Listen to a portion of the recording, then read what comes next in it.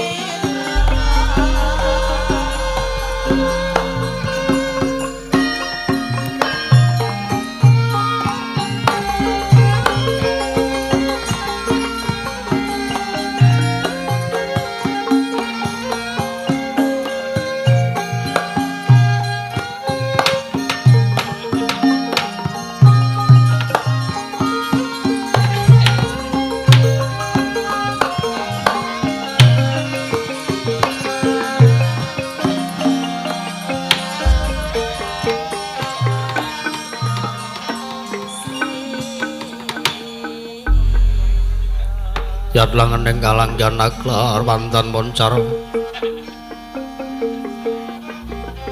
tinon lere kekonang surem sorotetan padang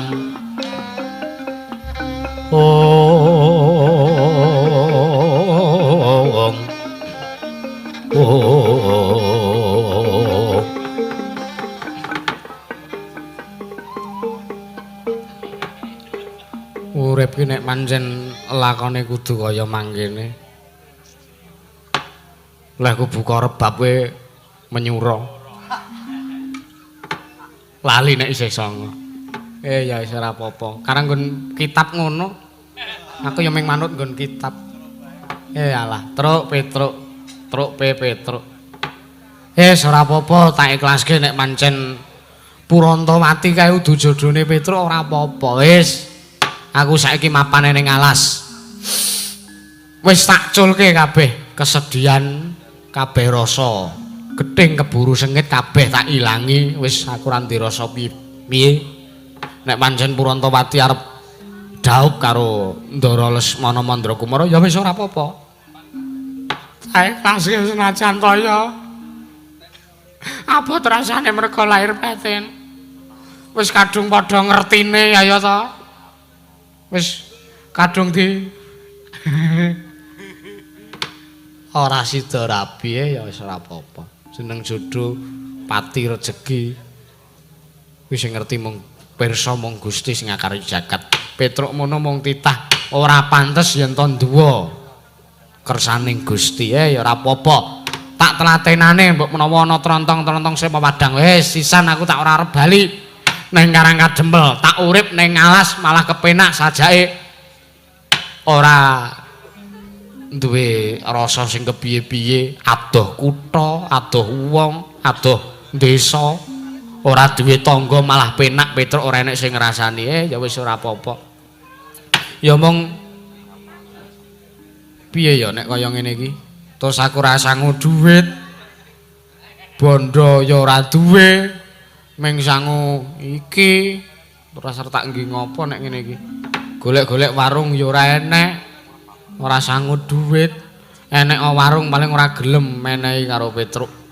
Sak tratenane, semelah alon-alon urip ning tengah alas.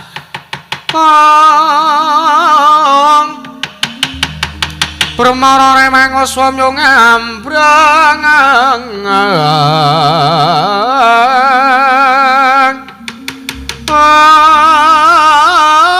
Kadhe karane kaswase yen ning marga malat kuwung tuwa miring sang kandha jan wastrat aja leng-leng laluan ngolate surya mangreng sang wayah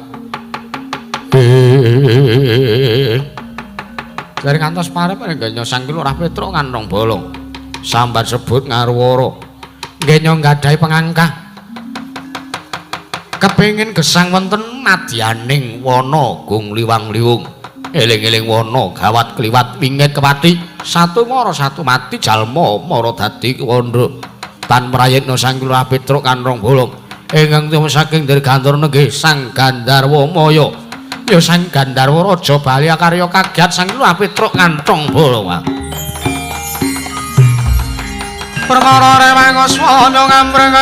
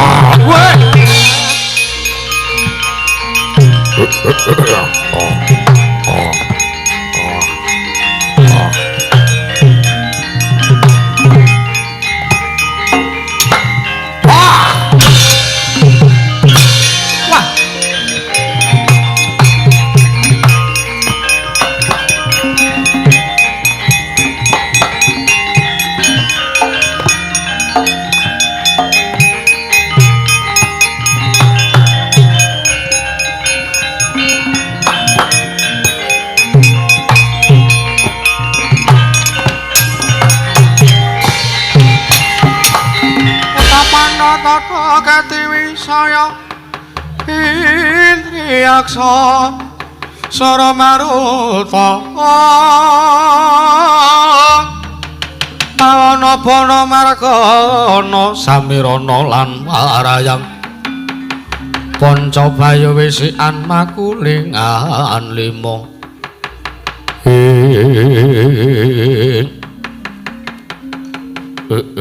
Ong Dedyan Kala Rudra Maspati Raja Dewaku. Lah rak apa to? Aku kok ya lali saka segiduhku. Saka sedihku wong ki nek wis kapandhuk rasa tresna, mbok enek demit kaya ngene wujudane wis ora ngewet gagas apa-apa. Piye? Ora pangling wujud gendruwo kowe. Petruk kowe kok tega kaya ngono karo aku. Petruk apa? Dumeh kowe ngerti karo aku, ngerti kowe karo aku, ngerti wae.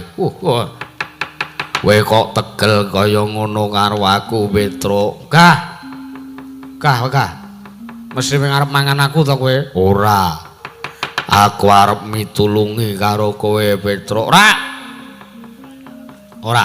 Usikum wa nafsi bitakula. Jin iki mesti teka terus. Ketika seseorang goyah imannya, mesti jin teka kanthi wujud apa wae, reka-reka arep nulungi, kamong arep njlomprongke. Ora sudi aku. Gah aku tak tulungi. Mikat. Kowe kok tegel nundung karo aku, Petruk. Tegel. Kowe arep gendak singkara karo Petruk. Aku reti. Kowe sing mapan ana ing sak gunung gedhe kuwi, to? Kowe sing mbawreksa kene to kowe? Kowe sing mbawreksa alas kene, demit kowe. Petruk, ngopo?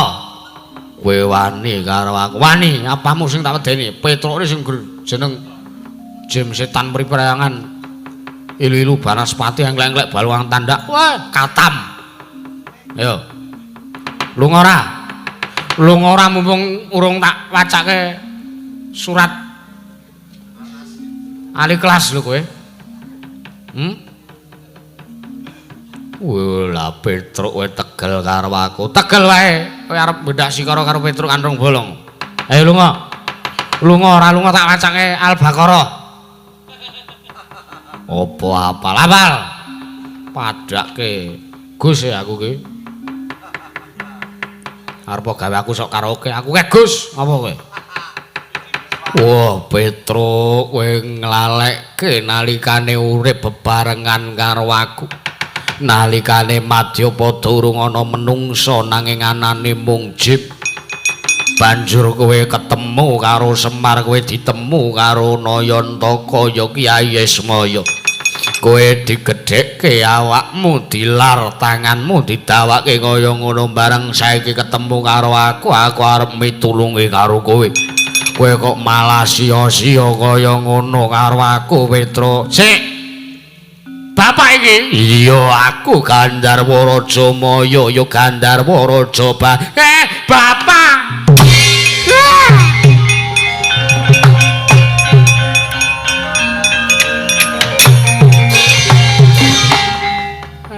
ora ngira babar pisan kaya biasane wayange ra iki. Wah, ya ben rada gedhe Petruk aku urip ning Ngayangan saya mulya. Pak. Kaya ngerti nek anake lagi kesusahan. Petruk, pripun? Gage nyemplunga sendang malih warna. Sik, iki lakone apa? Ndak Petruk ketemu bapake kok nyemplung sendang malih warna senengan ora. Aku ngerti kowe lagi susah, aku ngerti kowe lagi bingung Petruk. Nggih, Pak. Terus pripun iki? Terus iki serane kaya ngeten iki pripun? Petruk, pripun? Mangertiya sayekti praptaku mrepeki kelawan kowe iki diutus dening Sang Hyang Bathara Guru. Ya Sang Hyang Manikmaya. Nggih, supados pripun? Merga kayewangan Suralaya ketaman gara-gara merga sangka gegayewanmu nggonmu nagih janji kelawan nata Ndarawati ya Prabu Sri Bathara Kresna kowe bakal kabanjut sartane kowe dituding luput dening ngarsane Hyang Pikulun Manikmaya aku ingkang katuding sartane aku ingkang kadawan supayane banjut karo kowe Petruk gonjang kancing langit kelap-kelap katon lir kenjang alis risang mawe gandrung sabaran katulu bukir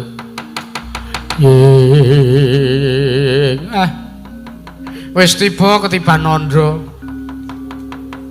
piye sudah jatuh tertimpa tangga basa Indonesia tak jawake lire piye Petruk ketula-tula katali Pak pun lah mboten napa-napa kula manut pun ngomong rangket nggo mang rangket mang cemplungke kawat Candra Dimuka mang pidana sing sak trep sak murwat karo kelakuane Petruk sing pun wani damel gara-garane Ngayangan Pak Petruk pripun Kosek aja kado-ati kajeron penampa yektine aku dhewe ora nyarujuki kelan apa kang wis dadi dawuh Hyang Pikulun Manikmaya merga ndak rasa sing luput kuwi dudu kowe nanging sing luput kuwi nata Ndarawati merga ning atase derajating Nalendra lah kok teka nglencati karo janjine Petruk aja sumelang aku sing ngayomi karo kowe nggih anakku cah bagus matur nuwun lho Pak.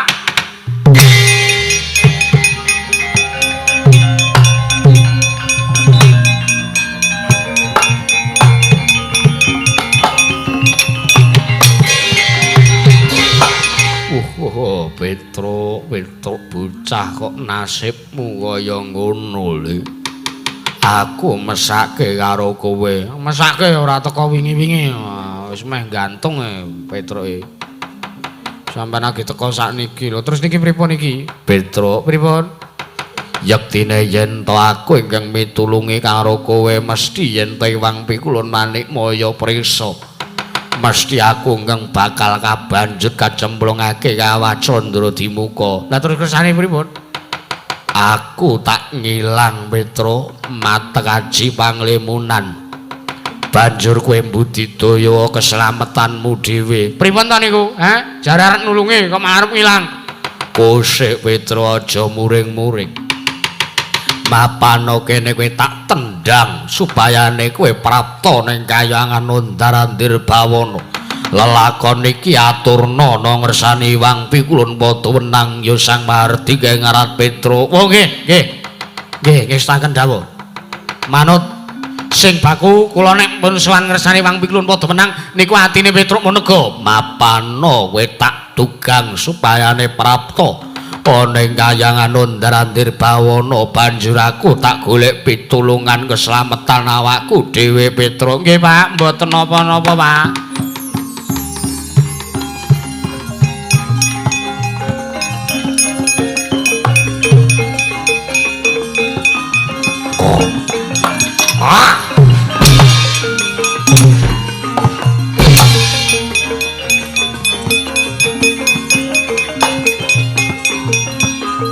Sikil bokongmu. Oh nggih niki.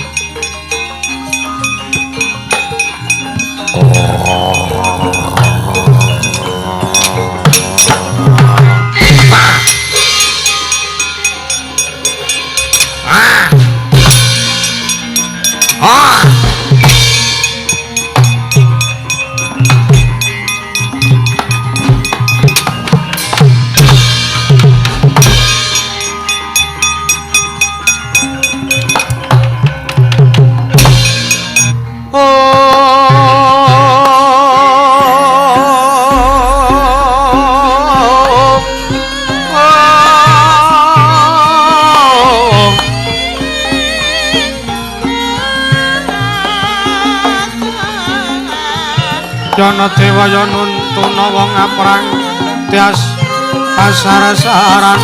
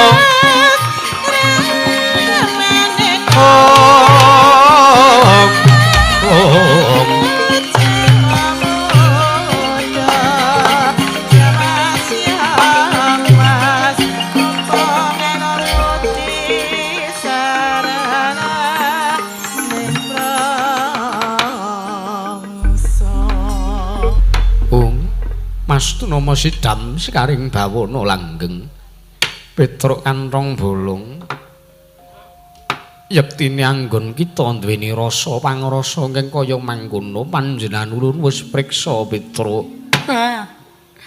Nunamit pasang kaliman tabe tinebihna kula duni dumawahi tawang towang linepatna ing tolak manu pukulun kepareng kula ngaturaken sembah bekti kula kunjuk.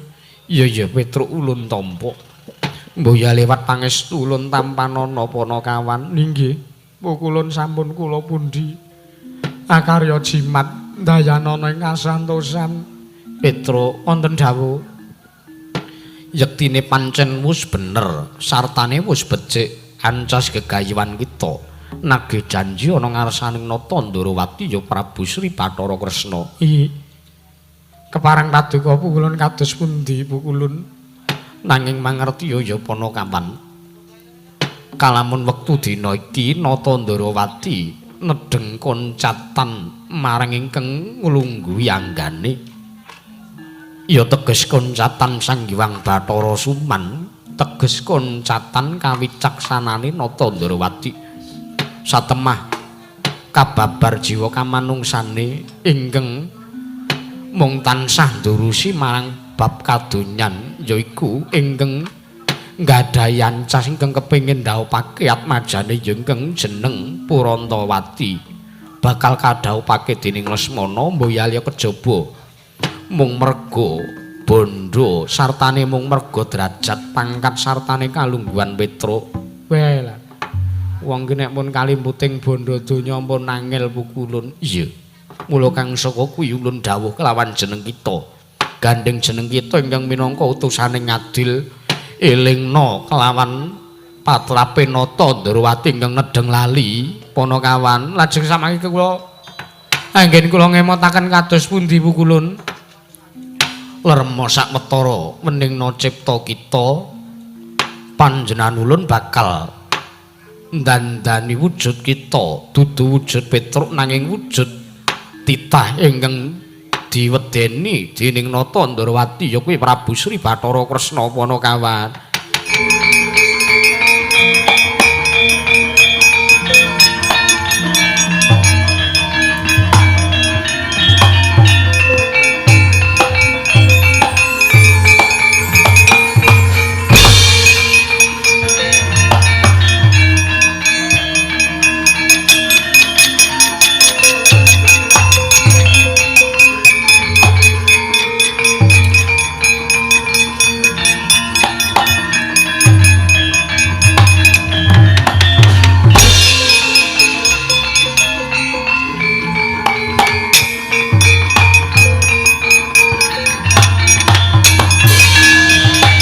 Siang Bantara Ratri among ceta pukulun tanana lian kaeksi mila kator kangsun domane mongweng Pratanta Prabu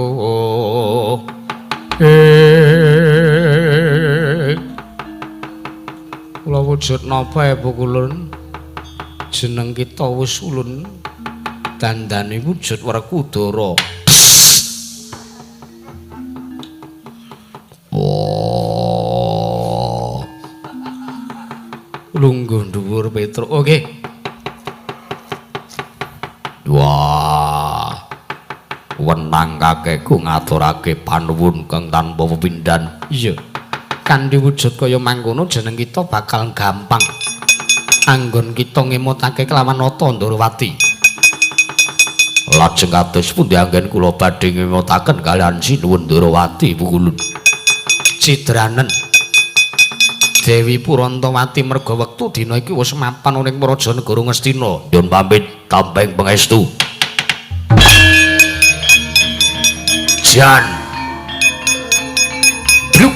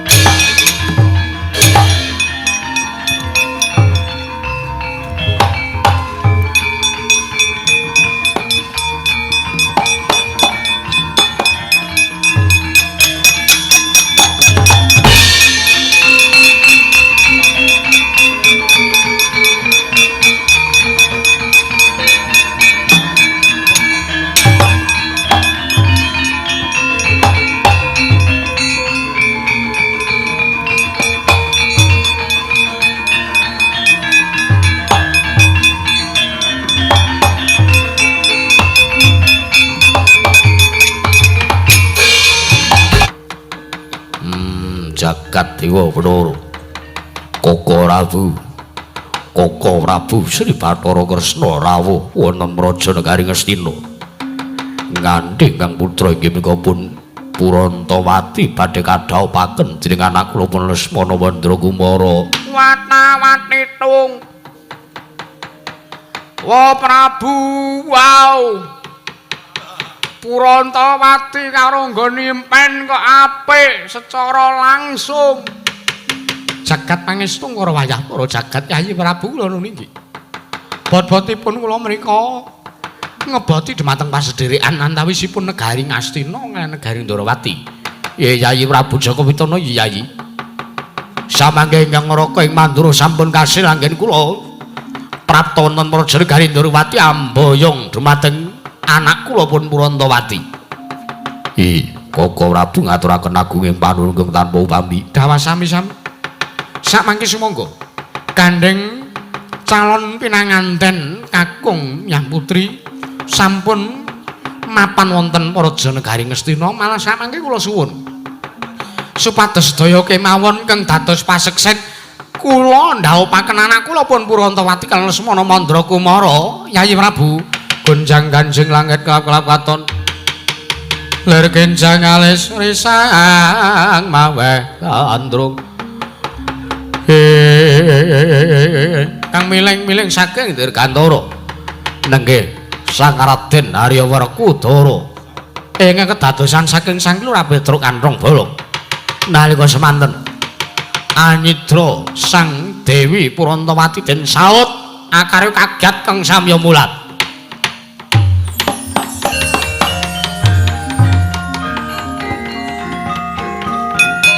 Lesmana wis mathuk. Mathuke banget ya.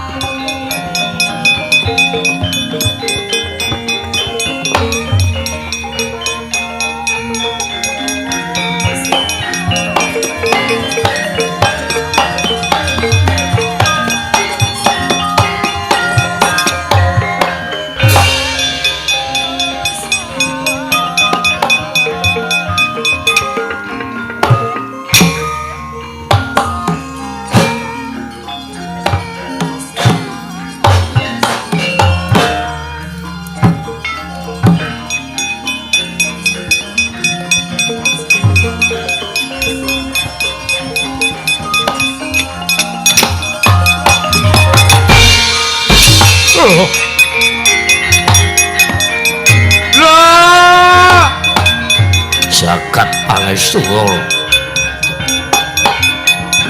ayah nika pripun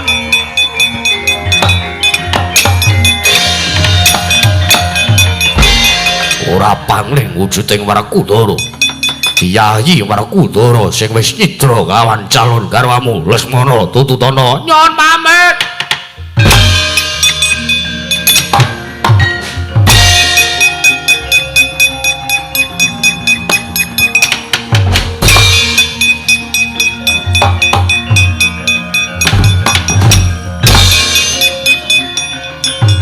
lah kok kaya ngene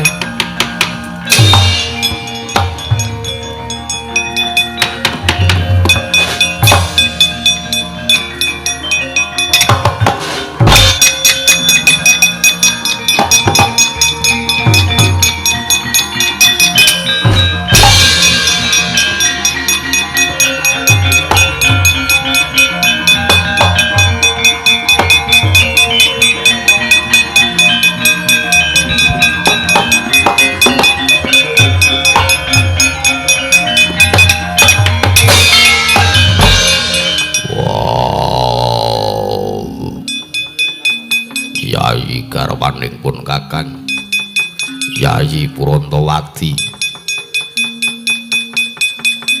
Paman Werkudara udu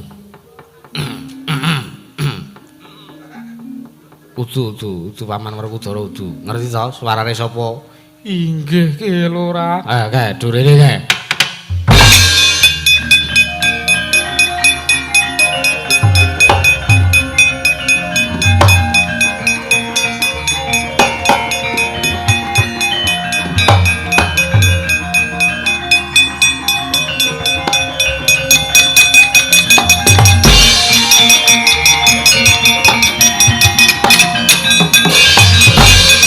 goncang kancing langit kelap-kelap katon kencang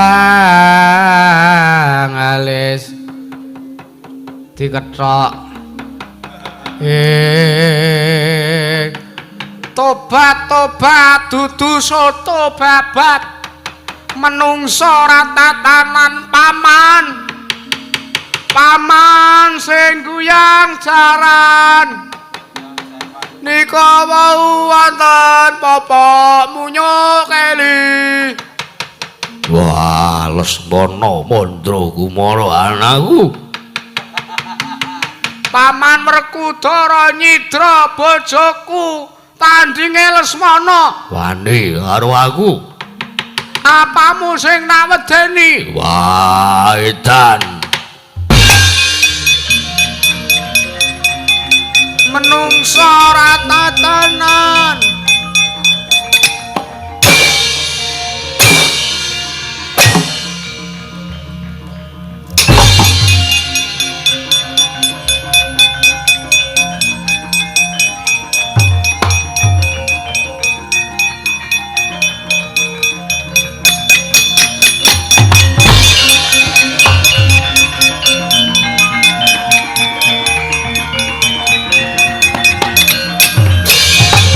Yata laruta saking kutha sang guru kula Yanamutusa sang Sri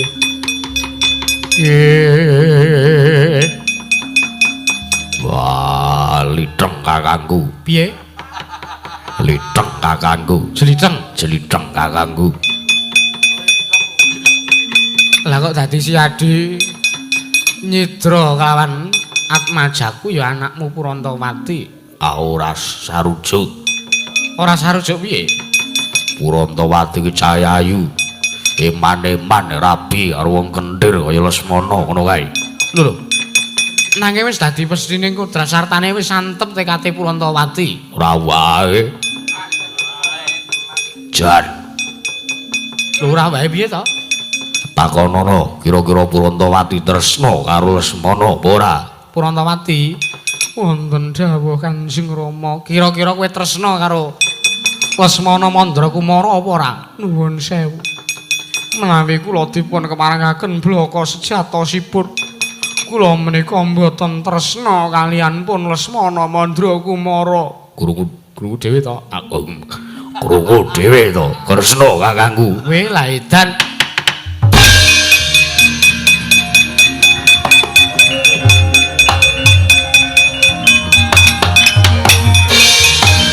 Kresna sinayang manggelung mintonaken drewe kramanira kanggo mitir yen jagat pangestu karo wayah tara jagat dara Apa? Liteng kakangku. kanane kok malah sajak mbebayani Piye? kira-kira nek gandeng Purantawati ora tresna karo Lesmana saiki kira-kira nek Purantawati topek wae ngono piye? Bojoku wis 3 ji. Masa imbu siji. Ora apa-apa Werkudara. Wong imbu bojo kuwi ra dosa. Purantawati, Kula paman. kowe gelem karo aku. Inggih purun. Lahir batin. Inggih lair batos. Tenan lho. Tenan lho. Inggih. Kula menika mboten nate goro. Wah, nek kowe guru kon ngapake? Inggih. Sakersa sing ngandika paman. Yo, nek ngono kowe lahir batin tenan karo Werkudara. Inggih, kula menika lair batos. Lahir batin. Inggih. Sebaya mukti, sebaya mati. Inggih, kula sebaya mukti, sebaya mati.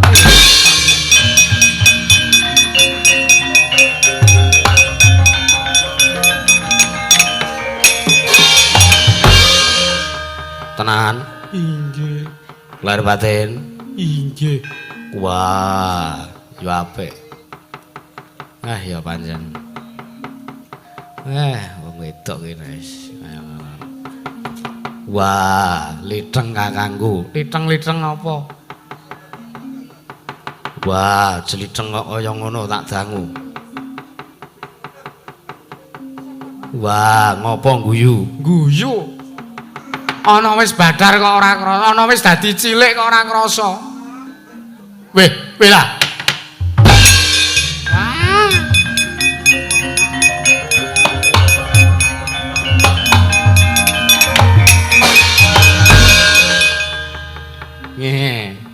Hehe apa?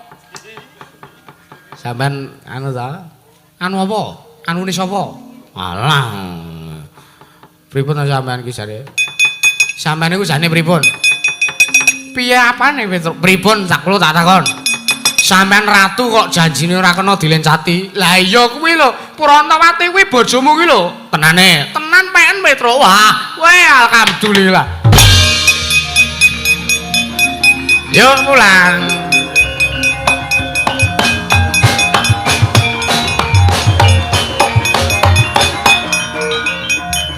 Lorian nggih? Iya.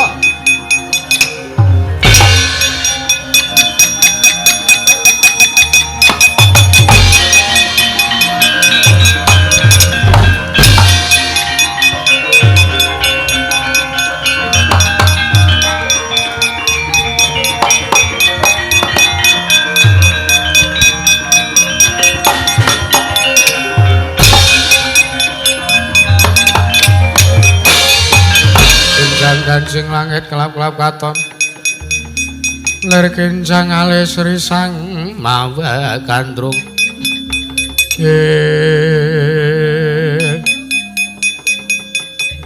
sing palsu mungkur sing asli teko. Wah, jeliteng kakangku. Werkudara piye Dimas? Sinuwun Ndarawati, Kakang Semar iya. Koko Prabu Kresna. Iya Arjuna. Pripun ngabul kawusanane ndhaopaken Kang Putra? Wes kelakon reruntungan kalawan anakmu Petro. Petro niku piye to?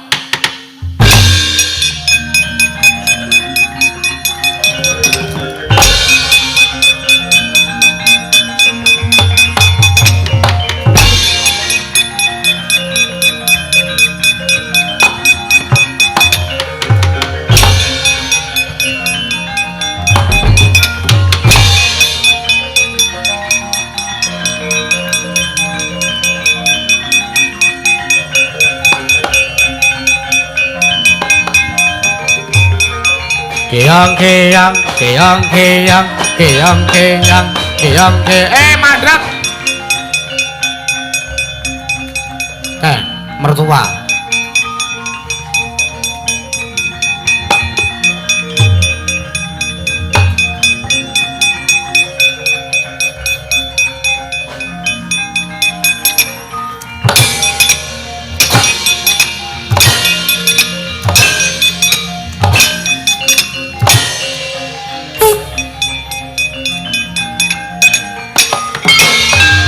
Marekaden Prayatna semurire seka balik titiane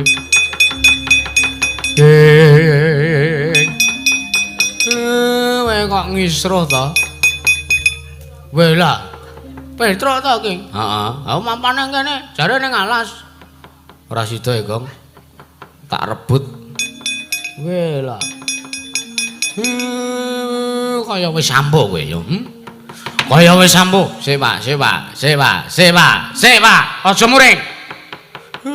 Ora muring piye? Duwe anak kaya garangan kaya luwak anyang-anyangen. Ganggu wong arep bebojoan. Lho niki hake Petro kok. Hake Petro. Kowe diwenang apa tumrap Ndara Purantawati? Lho, tresnane kali kula. Tadi Inggih. Walah, bluk-bluk. Bluk-bluk ndokmu atos. Kok ya kasar men to kaya Mbah Sanro aku kok kaya ngono. Kajengipun sing penting menika lucu dadi bojo dagelan ki ya kudu lucu, kudu semu. tur kudu akeh gontokane. Ha iya. Apik. Le nyinau wis suwe, le nyinau wis. Inggih. Kowe kok iso ngarani nek kowe diwenang tumrap Purantawati? Nah, kula critani. Nah, mesti sampean kelingan nalikane kula mbeta pusaka Jamus Miang Jimat Lima Soto pas dicolong Dewi Mustaka Weni, kan sing nemu kula. Kan yang nemu saya. Letkol Bel Gedwel B itu kan saya. Nah, Sinuwun Kresna anti sayembara. Nek sing iso nemokke pusaka Jamus Miang Jimat Lima Soto nek lenang tak pek mantu, tak rabekke karo anakku, ngendikane Sinuwun Kresna, nek wedok tak aku sedulur. Ah, gandeng kula iso ngentokke Kalimasada ya bebas wae, ya mulih ya Dik ya. Ayo. Oh, maratuwa ora bersyukur. Ndek mantu ayu, pinter masak. Masake apa engko, Mas? Kula manut ajeng dimasakke napa kula ngene rek. Oke. Anu wae. Oseng mlinjo. Inggih. Kok ya senengane mlinjo. Ayo sing padha. Inggih pun kek nggo wangsul kesuwen kok ndak. Kula kepekewo kalih Rama Maratuwa Semar. Ayo ora apa-apa kepenyen kok nek peti anak mantu kaya kowe sugih kuwi. Terus gur ndremis gur mlibeng wae. Inggih laliripun njaluk dit. Oh, ngati-ati lho nek adus. Inggih. Nek adus ning kamar mandi sing jero kae wis tak gek kamar mandi wis tak siapke. Inggih. Lah menapa kok mboten sing teng sumur? Aja, adi video kuwi kok nek kamerane yo. Petro ki jan cedhis tenan.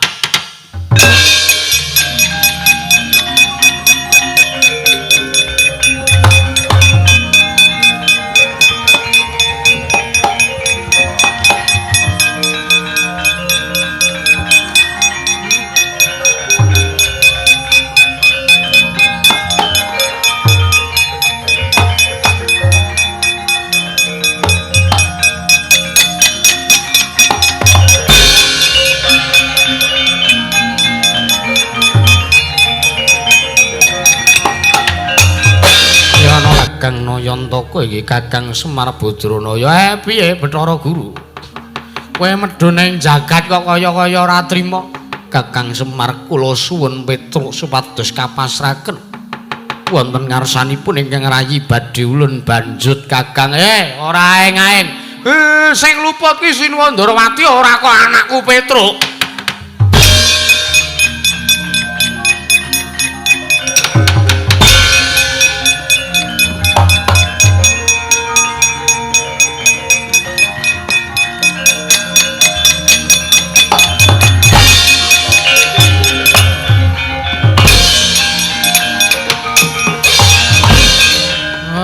Pangling Gandharwa Maya.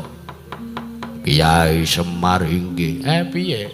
Kowe mbelane karo anakku Petruk. Anak kula nika iki. Ya anakmu ya anakku. Iki. Kula mriku dipun padosi dening Wang Begulun Manikmaya. Manikmaya wis tak jejeke, Manikmaya wis tak luruske. Kowe bali ning kayangan. Nyuwun pamit, Kyai. Wah! Dara werku dara.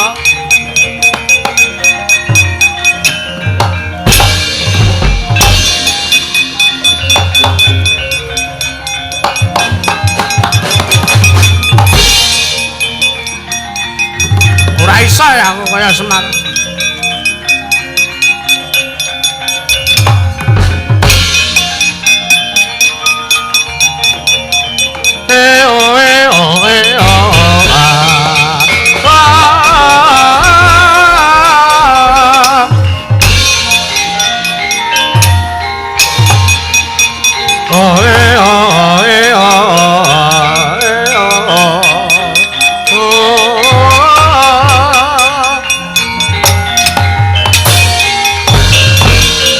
Mangkahanggra sesumbar mawalindru bumi konjeng kumaluduk kuntor katok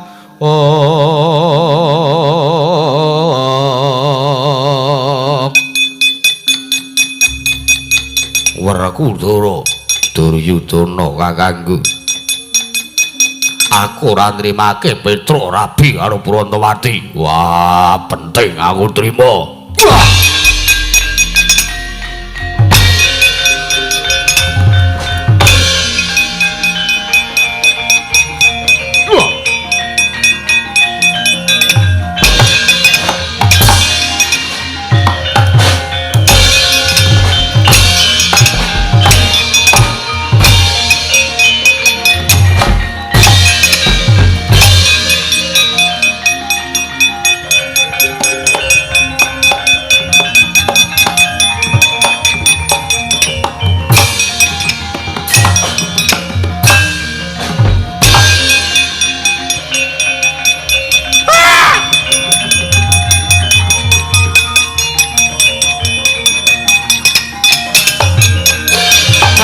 Madange jagat tuk mungo-mungo paneng sapucahing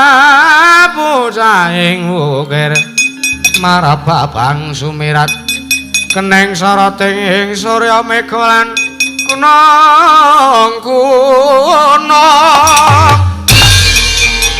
waduh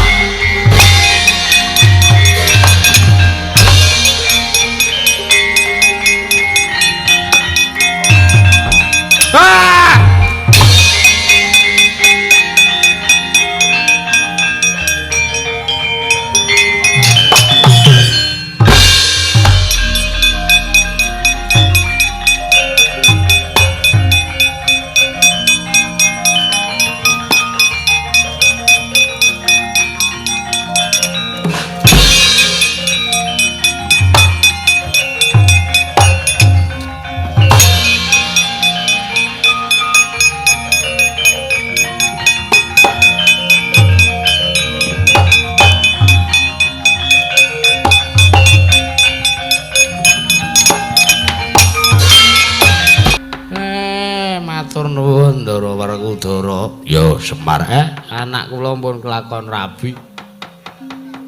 Asik iso nyoba semua gaya. Truk kirimi lho, truk kirimi apa? Ora tak dokumentasi. Ya ora ngono to, menengo. Anak kula pun kelakon dhaup kalih Ndara Prantawati. Semar yo Dipol. Nggih. Ngaturaken panuwun nggih Ndara awit donga panyengkuyunganipun para ndara-ndara Pandhawa sedaya pun kaleksanan. Nyuwun pangapunten sedaya kepatan aturipun Semar Badranaya sedaya kekirangan anggen kula ladosan wonten ing mriki dalu punika nyuwun pangapunten estu tiba padha-padha nggih. Namung ndedonga kagem pinanganten kalih piyambakipun Mbak Linda kaliyan Mas Rian. Mugi-mugi saged dados kulawarga ingkang sakinah mawaddah warahmah. Yo, amin. Nggih. Ngoten niku lho. Langgeng dumugi puputing yuswa tepinanganten kakung kalih pungkasane ngatur sak pengker kula sak rombongan saking mriki mugi-mugi sedaya tansah pinaringan rahayu wilujeng nering sambi kala durga mendhak kala sirna pungkasane ngatur sura sudira jayaning kang ratsu brastolah tekabing Darmastuti sastra mulya amemayu-ayuning bawana babar kamulyaning jati cekap semanten atur kula kathah lepat atur diagung pangaksami slameta sing nanggap slameta sing ditanggap slameta sing nonton tanggapan slameta sak kabeh kabehane kinayoman dening Gusti Allah Subhanahu wa taala.